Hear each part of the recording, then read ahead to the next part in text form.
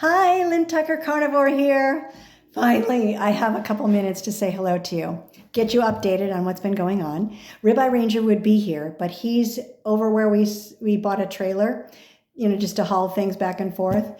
And the little flap that goes down, well, when you put it up, you're supposed to be able to bolt it in place so it stays up. It didn't do a very good welding job on one side. So he's taking that back. And we noticed it because we went over to our second pod. We unloaded the first one. These are both large pods, mind you, with large furniture in them. And we did it ourselves. And you know why? Because we're carnivore and we have muscles. Anyway, so we went over to the second pod, which is the stuff that we put in there from the garage, from, outside, the shop that we used to have. And not the things that we needed right away, because that was in the pod that we had delivered first. And that we unloaded in a day and a half by ourselves. That's washer, dryers, everything. Carnivore gives you such strength. It's great. So we're over there and we noticed that that was a problem.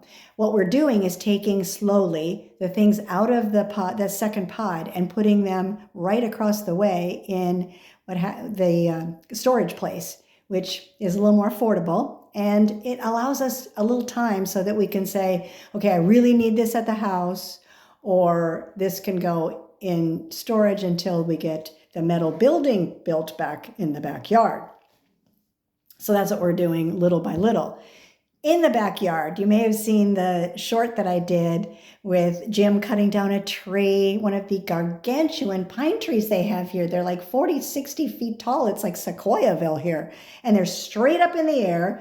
And there's no pine needles on them until they get to the top. It's like everybody's striving for sunshine, which I can totally understand because I am solar powered myself.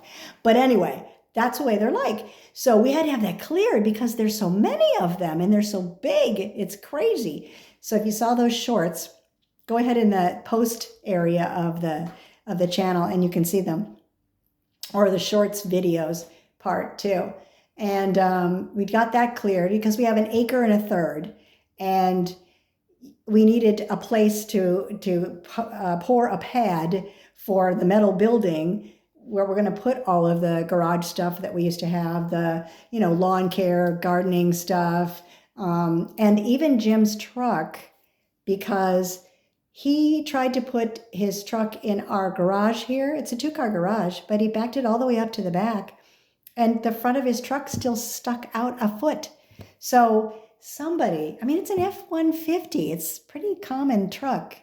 You would think you would, architect, hello, you might want to make trucks that accommodate, very popular trucks. Anyway, it's not a long truck either. Anyway, so he's, we have to have some place to put his truck in case there's hail or whatever. And they tell us that it never hails here, which is kind of cool because it did in Texas. And what else? We really haven't had any bad weather. Maybe 35 at some points as a low, but mostly in the 40s, and then some 50s, and then the days have been 60s, 70s, and 80s. So that was all great. Sammy's doing really well. He's our little long-haired chocolate dachshund, and super easy on him for the move. That was great. My plants made it through the move. They made it via the RV's shower, along with the filtered water bottles that we had. So that is great that worked. And we're just doing things around the house.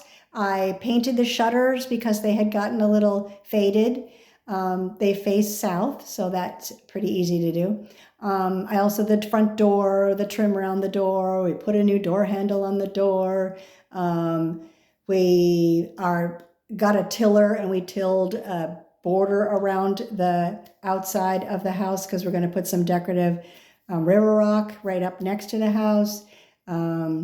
We've, just cleaned up things and made stuff our own, and assembled things that we needed to assemble, and just haven't had 5 seconds to come here and do a duo video Plus, he likes to use real camera and also edit it so that it's a nice compilation of the two of us talking, and maybe throw in some fun scenes from Seinfeld or somewhere to make it a little more enjoyable to watch. So I just thought I'd come on here, quickly tell you that we're doing fine. We're eating really boring. We're eating 3 meals a day. I have to tell you that because we are so hungry. And I think it could be the move. I think it could be the stress of the Texas house not selling yet. But I know it will. It's not a big deal. It's a beautiful, beautiful home. And that's an acre and a quarter too. So with a lot of extras. And we have been super hungry. We have been going to bed really early and getting up early.